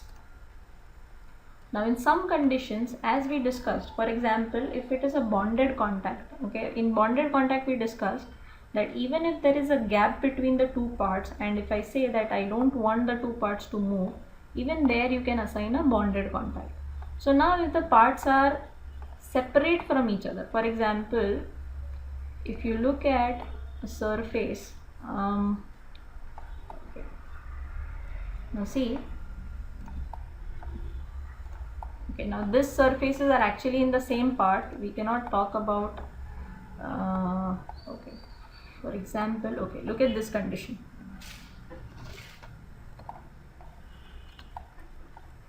There is one surface over here and there is one surface over here. Now this is the nut and this is the arm. Okay, so now there is no contact between the two because they are separate. There is no contact, so the contact does not come automatically. But now if there is some motion that is happening between the two, okay, and I want to block them, then you can define a contact over there. Please remember, if the bodies are separate from each other, the contact will not come.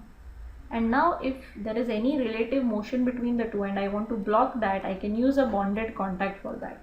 So in that condition, you can define a manual contact. Now here what we have seen is the contacts have come automatically. But if I want to assign any manual contact, you can come over here to the contacts tab, right click on it, say insert, and go to manual contact. The contact will be defined, and then you can select the surfaces between the two parts. Okay, as soon as you select the surfaces, you will see that the bodies are defined, and then you can define the nature of the problem, and I will say it is going to be bonded. Okay, so this is how you can assign manual contacts also if the contacts have not come automatically. Okay, fine. So this is how we will assign contacts in mechanical window if we are working on assemblies.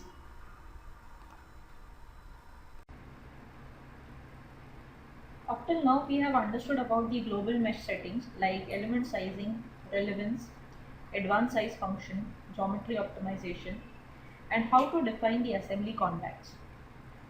Now we will understand about the local mesh settings. The local mesh settings are available when you highlight a mesh object in the tree and choose a tool from the mesh control drop-down menu. The local mesh settings will help us to control the element shape and size on a specific geometry, whether it is an edge, face, or a body. We will be discussing about sizing, refinement, and methods. The method option, the method control is valid only for a body, and by default the software attempts to use auto sweeping for solid models and quadrilateral element generation for surface body models. In the mesh method control, we will be discussing about two major controls, that is patch confirming algorithm and patch independent algorithm. After that, let us understand what is the meaning of this patch confirming algorithm and patch confirming algorithm and the patch independent algorithm. The patch confirming tetramesh method is a Delaunay tetramesher with an advanced front point insertion technique used for mesh refinement. In simple words, okay, let us understand what is this patch confirming and patch independent algorithm. Now, as discussed in the PPT, the patch confirming algorithm is going to use a Delaunay method for meshing. What is the meaning of Delaunay method is? It is a method that is used for meshing. In Delaunay principle, it is stated that when the elements are generated, this is as mentioned over here, it is only for tetrahedral, that means it is going to create triangular meshing. So when the triangular elements are created, they are created in such a manner that if a circle is drawn from the three nodes of the triad, there should be no node of the adjoining elements inside the circles. So they are created in such a manner that there should be no element whose node should lie in inside the circuit. Okay, so it is an approach. This approach is called as the Delaunay approach. Okay, so when you use the patch confirming tetrahedron method, the software is going to use the Delaunay tetramesher method for creating the elements. Okay, and when you use the patch confirming method, in the patch independent method, the tetrahedrons will be created in such a manner, or the elements will be created in such a manner that the refinement of mesh, wherever the refinement of mesh is necessary, smaller elements will be generated, and wherever large elements can be maintained, there large elements will be maintained. That means if you try to use the patch independent method for meshing in a body, what happens is, in that body, wherever it is necessary for refinement, wherever the elements are needed for refining, there refinement will be done, and wherever the large elements are required, there large elements will be put up. Now imagine you have a plate with a small hole in the center. So what happens is, according to this geometry, we will need to have a smaller element size near the hole areas. Why? Because this area is that area where maximum results will be affected, because there's a sudden change in the area. This area will be affected largely. So what the software will do is, it will try to fit smaller elements in this region and then larger elements on the other regions. Like in this region, it will try to fit larger elements, but in this area it will try to refine the mesh. So that is nothing but the patch independent algorithm. Now let us understand this in the software.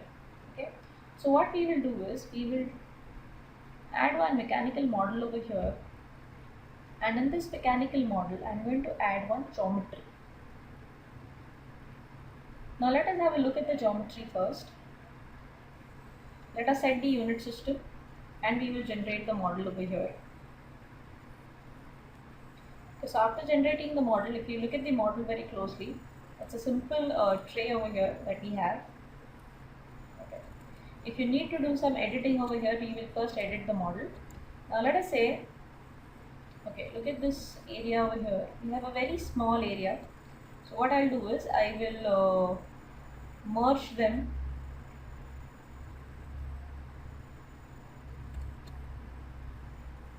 Okay. So the areas have been merged. Okay. After that, if you don't need any features from here, like the holes and this cutout over here, we can do the editing on this, and we will remove the unwanted features. After the geometry optimization is done, then we can come into the mechanical window. Okay. Now in the mechanical window, what we will do is, we will perform the meshing on this. So we will click over here, and we will first generate the default meshing. Now if you look at the default meshing that has been generated, you can observe that it is a very coarse meshing that we have got. The number of elements generated is 1440. Okay, and now let us say if I want to use the mesh method. Okay, so for the local mesh settings, what we need to do is, we need to highlight the mesh node over here in the tree outline, and in the contextual toolbar you will see that there is one option which is called as mesh control. Inside the mesh control, these are the local mesh settings that we can use. From this, the first option that we are going to talk about is method. Now in method, as discussed, it is only applicable for solid bodies. It cannot be done on faces, edges or vertices. So I'll select the body, say apply, and in this you need to select the method. So in method, instead of automatic, now we will go for tetrahedrons. Once I select the tetrahedron option, you will see that there are two algorithms available, patch confirming and patch independent. By default, it is always on patch confirming, and patch confirming is nothing but, as we discussed, it is going to use the Delaunay method for meshing the tetrahedrons. And this is the default technique that always is being used. So it is nothing different. If you see patch confirming, we have got the same results in meshing, and the number of elements is the same. So by default, the method that we are using is already patch confirming method. Now instead of patch confirming method, I need to use the patch independent method. So what exactly is going to happen in the patch independent method is, wherever the software feels that it is needed to refine the mesh, in those regions the mesh will be refined, and wherever it is possible to maintain larger elements, the large elements will be maintained. So because it is going to create smaller elements in some regions, we need to define the minimum element size for small elements. So let us say I will mention that the small element size should be 2. Now once you define the element size, if you look at your cursor in the center, you will also see a circle. Okay, please see now the circle has increased so that you can see it. So this is going to be the element size.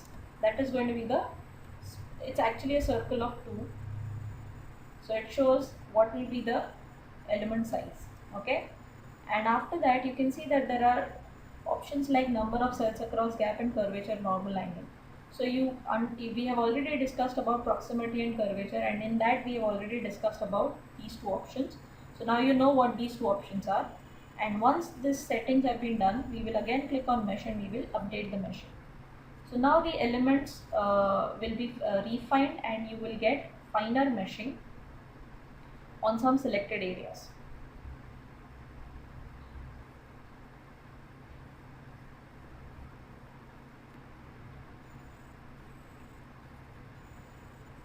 Okay, now if you observe, the mesh has been refined, and it is refined in some regions like the filleted region over here, this small region over here. Here if you see that we have larger elements, again we have fine elements in this region. So from this option we can understand in patch independent that the software will try to refine the meshing in some regions wherever it is necessary, and it will maintain large elements wherever it is possible to maintain. So this is nothing but the patch independent method and the patch confirming method. Okay. Now after the mesh method option in local mesh setting, we will be now discussing about the sizing option. Sizing option again is one of the local mesh settings that we have to see. Now let us first understand what is sizing. The sizing control sets the element size for a selected body, face or edge. This setting overrides the default global sizing. That means if we have given a global element size in the global mesh settings, and after that if I use a sizing control, this sizing control will override the previous setting, means it will ignore the previous setting and it will give the new setting that we have used in the sizing option. And basically this option will be used to give different element sizes for different parts in an assembly. That means whenever you are working with assemblies, each component in the assembly is of different size and shape. Therefore, I need to have a unique element size for every component in that assembly. During that time, I can use the sizing option. Okay. So after that, we will also be discussing about one more local mesh setting that is called as refinement. The refinement control specifies the maximum number of meshing refinements that are applied to the initial mesh. Refinement controls are valid for faces, edges and vertices. The refinement number can be defined between 1 to 3, where 1 provides the minimum refinement and 3 provides the maximum refinement. So what is the meaning of refinement? Once you get the meshing, if you still want to refine the meshing to the next level, you can use the refinement option. And this refinement option is only valid for faces, edges and vertices. That means this refinement cannot be applied on solid geometries or solid bodies. And the refinement control is between 1 to 3. Okay. So now let us understand how to use both these options.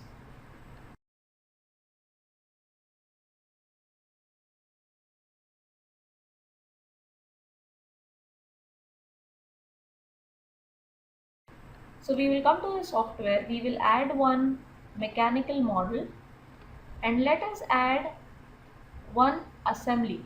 So now what I'm going to do over here is I will add one assembly over here, and then we will enter into the mechanical window. Now once you are in the mechanical window, you can see that we have an assembly this time that we are going to mesh. We have already discussed about the assembly contacts, so now you know how to give the assembly contacts. We have the contacts over here, okay? So for every contact region you can assign a specific contact. We have all these components over here. Now first thing what I'm going to do over here is we will perform the default mesh for the entire assembly. Now once you perform the default meshing, you can see over here the mesh that has been generated. The first thing is that because of the default mesh setting, it has generated a coarse mesh. Let us have a look at the number of elements and nodes generated. Now what I need to do is I need to give a unique element size. Now if I give this element size over here, it will be a global mesh setting. Now suppose if I give a global mesh setting element size of 2, what will happen? It will try to fit element size of 2 on all the components. Now I don't need, because this element size will be very fine for some parts and very coarse for some parts. So for that reason, what I want to do is I want to give unique element sizes for every component. For that, we are going to add a sizing control. Now once you add the sizing control, first select the component on which you want to add the sizing. Now in this case, what I'm going to do is I'm going to add the sizing for this body over here. Okay. Once the body has been selected, okay, let me add for this and for this shaft over here. And for both the components, I need an element size of 3 units. After that, I will update the meshing. So now what will happen is it will try to give me an element size of 3 on both the components over here. Once the meshing has been done, click on the meshing to view the meshing.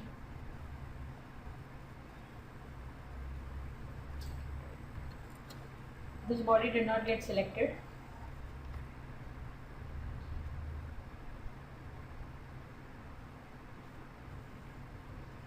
Okay, now view it. You can see that this meshing over here has become very fine. Similarly, now this part is slightly large in size, so what I'm going to do is I'm going to give an element size of 5 units on this component over here, and I will update the meshing again. If you click on meshing, now you can see, look at the meshing that has become finer. So here on these two components I have a mesh size of 3 units, on this component I have a mesh size of 5 units.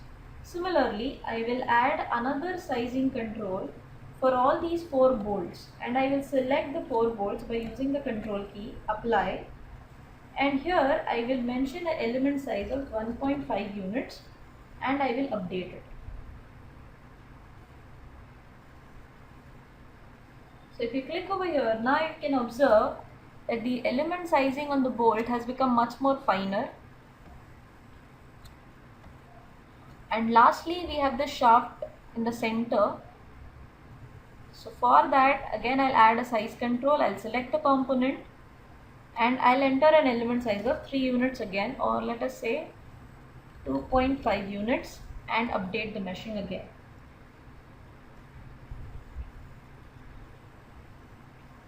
So with this you can see that you have generated the mesh by giving a unique element size on every component in this assembly. If you want, you can also use the size control for a specific face. So for that, you change the selection filter to a face, select the face and give the element size. So here I will say I want an element size of 2 units. So on the entire model you have a mesh size of 3 units, but on this particular face I want a mesh size of 2 units. After the meshing is done, you can see it. So you can see very closely that I have given a unique element size of 2 units on this face alone. Okay.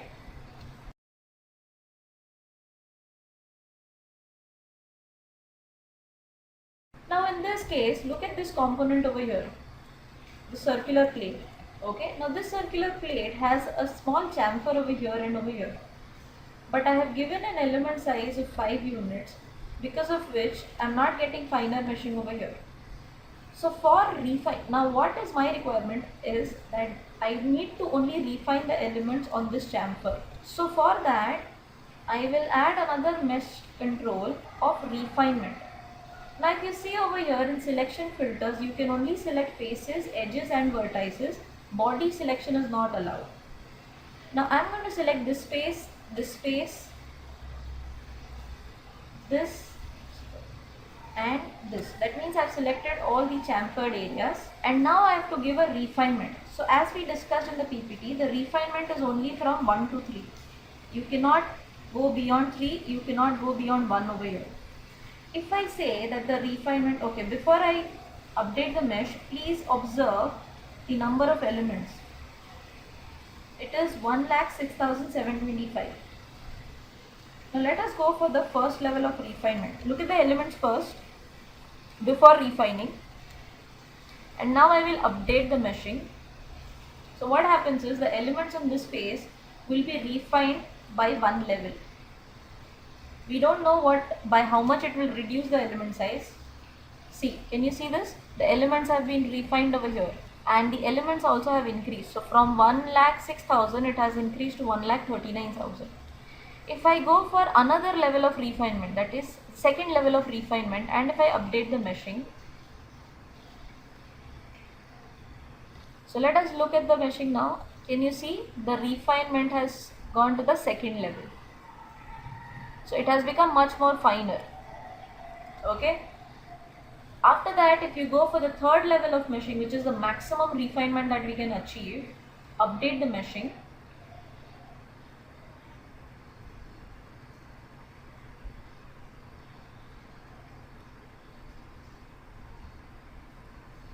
Okay, so the refinement has been done. Click on the meshing and now look at the meshing.